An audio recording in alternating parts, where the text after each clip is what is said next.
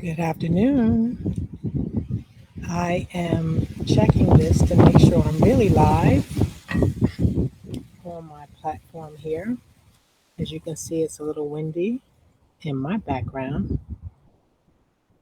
Yeah, no worries. I'm not in the middle of a storm, but I am in Tampa. They tell me I'm new to this area, so they tell me that hurricane season is upon us around the corner a bit. But I did want to stop by to tell you some good news. So I'm kind of stalling here because I just want to make sure I'm live on the platform. There we go. Perfect. So I did want to stop by and tell you some interesting and good news.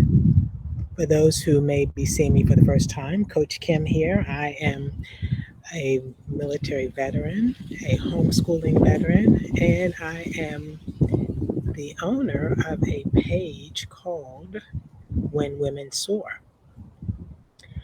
I call it that because I realize that when women soar, everyone wins. There is no threat, there is no lack. I'm excited because I know that we can sharpen each other's energy, sharpen each other's wit, sharpen each other's capacity. It is indeed an amazing situation to be in a place where you're not competing and you're not feeling that you're in a position of lack.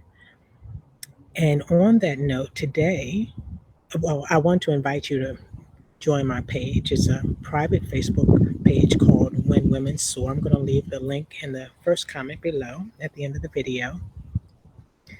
Today, specifically, I'm going to talk about how to become empowered. I'm blessed to be piggybacking and sharing some notes from Louise Hay, who has gone on from this place, but she has quite a legacy dealing with becoming better, becoming sharper, becoming healed, becoming whole.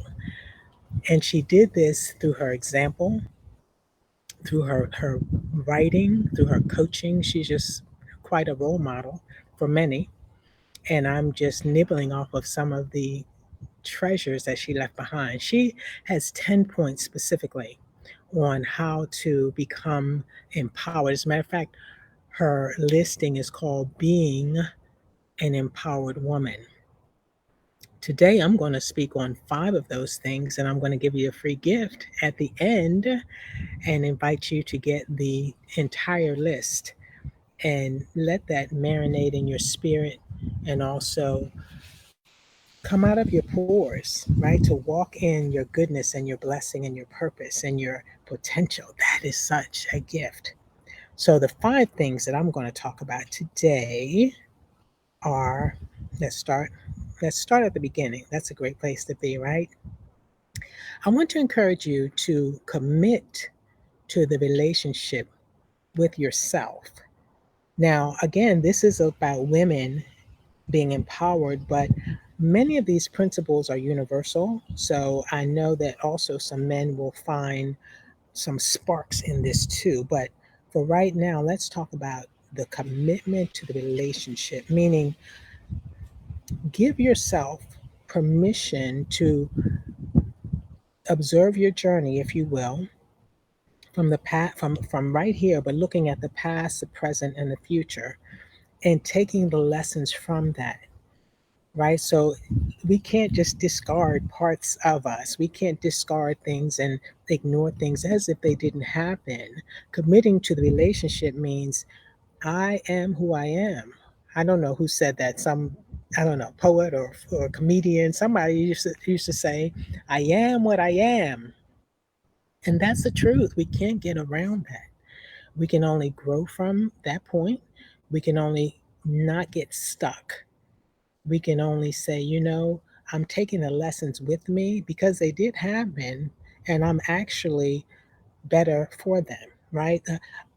I might be hurting, I might have some baggage, but were it not for those lessons, I would not be who I am. I would not be where I am. And I can continue to move forward. I'm committed to wrestling through, to pushing through, to rising above, to moving forward, committed to the relationship. Another thing, number two, point two of five, is so relevant that sometimes we act in this way only in response, as a reaction. We get maybe a bad report from the doctor, and we get that's a wake up call, and we say, you know what? I need to clean my act up. I'm encouraging you to be proactive when it comes to taking care of your body. Because even if you magnify your spirit and you become this person who's seeking and excellent and excited and focused and passionate, but because of your own lack of self care, you've just let it all go. You literally have become a co conspirator to your own demise. And I'm saying if there's any speckle of hope, spark of hope, if you can do one push up, do it. If you can walk one circuit, do it. And then move to two, to three, to 10. But push yourself, eat right, get sunshine, fresh air, hydrate, do the things to take care of this. This is your vehicle. This is one vehicle you have. It's not on loan. Well, actually, it is, but it's not like you have this one and then you have a spare in the trunk. This is it. Maximize, optimize, and ride high for as long as you can. Do you know we're fighting all this whole system called anti aging? We are all getting old, right?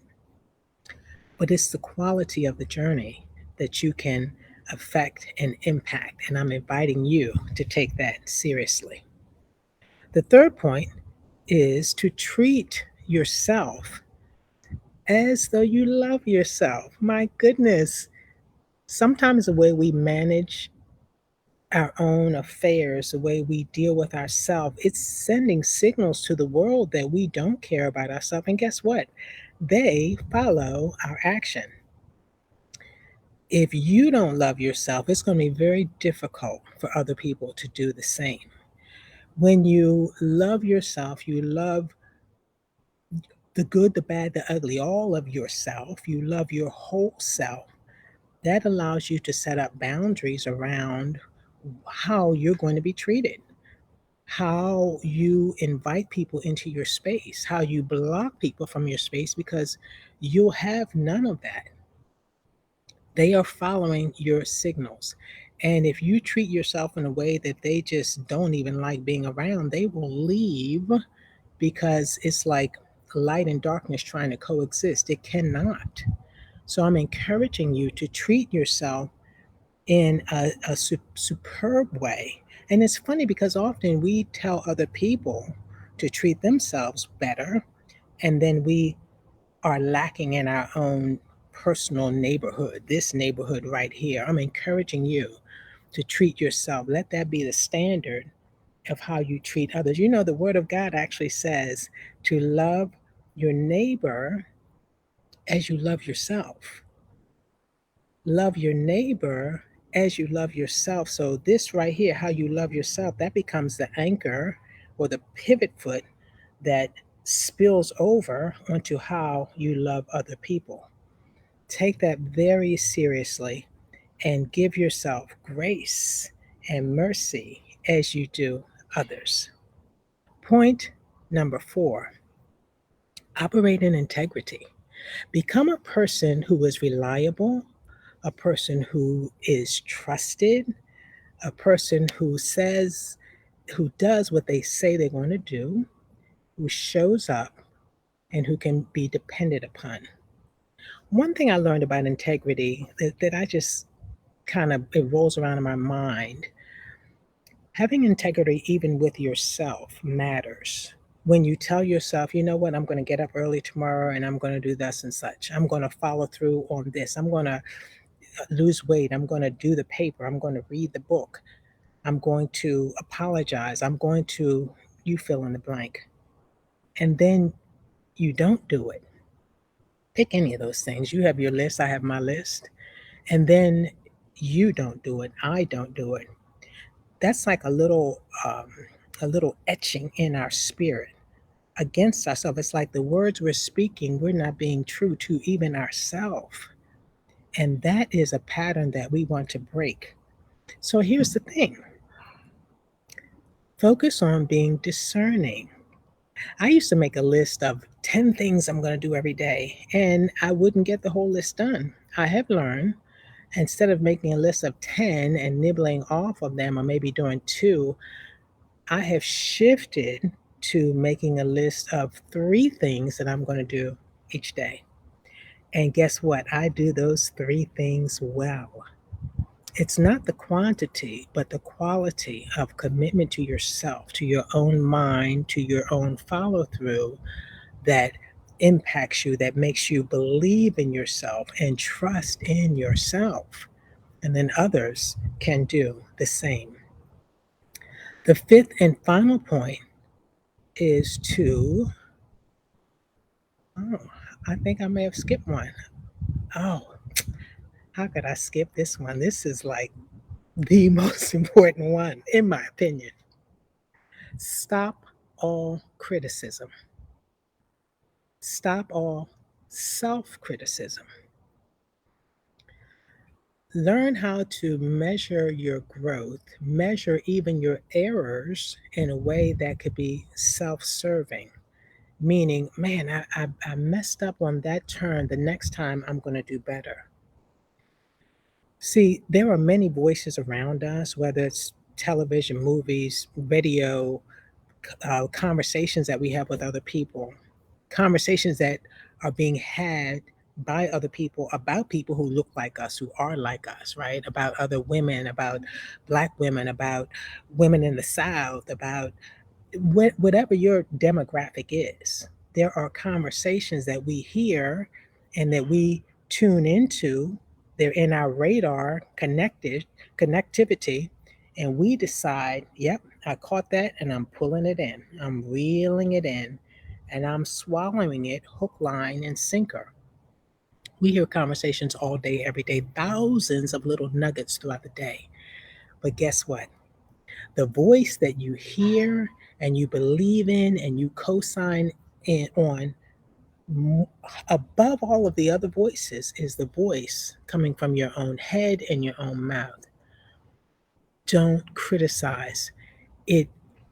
When I hear things like, oh, I'm not good at, or I'm such a dolt, or I'm such a fool, or I'm so clumsy, or I'm so stupid, I really just want to I just want to grab people and say, no, don't put yourself down. People are already going to do that anyway. Your job is to pick yourself up. Your job is to speak life into yourself and to speak lessons into your journey and to speak hope even into dim and dark spaces. I can do this. I'm getting better at this. I see light at the end of the tunnel. I'm stronger because of this, right? Speaking life because guess what? There are little ones watching us, people around us. And I say little, it could be little in age, it could be little in maturity, but people watch the steps that you take when you're under the gun. And if you're constantly criticizing yourself, you're not only sending messages to yourself, you're literally shrinking in your own sight, but others who are looking at you are also losing hope. The power of the tongue is so phenomenal that it can shift, it can turn the tide, it can empower, it can renew and restore. You can use it to create life instead of crushing your own life. So be encouraged and speak life into yourself. I'm going to give you the opportunity and the offer to take advantage of getting the other 5 tips. I'm going to, like I said, post a little link at the bottom of this video and encourage you to chew on them, digest them, put them into action, and to understand that, as I mentioned earlier, Louise Hay's listing is these are 10 things that demonstrate a woman that is empowered. I'm reminding you that this is a process. It doesn't happen overnight. You could take one thing and just Just soak on that in your spirit for a month. But here's the thing, after 10 months, man, you are raring to go, revved up, empowered, just infused with the opportunity and the blessing to really hit a home run. So in other words, I'm saying go at your own pace and go at your own grace. This is your journey. This is your ride. I want you to wear it well, embrace the lessons, pick yourself up where necessary, but keep going. Don't stop. If you gotta run when you should be sprinting, run. If you gotta walk when you should be running, walk. If you gotta crawl, crawl, but don't stop along the journey. In closing, I'm going to give you the wish that I always give you. This has not changed because I value you and I'm excited by what you have to bring to the table. I invite you to move confidently in the direction of your success because the world is waiting. Be sure to check out the links below. Join our Facebook group. It's a private group where you're safe. There's no judgment, there's growth and edification. Join our Facebook group and grab your gift. I will see you in the next video. Peace and blessings.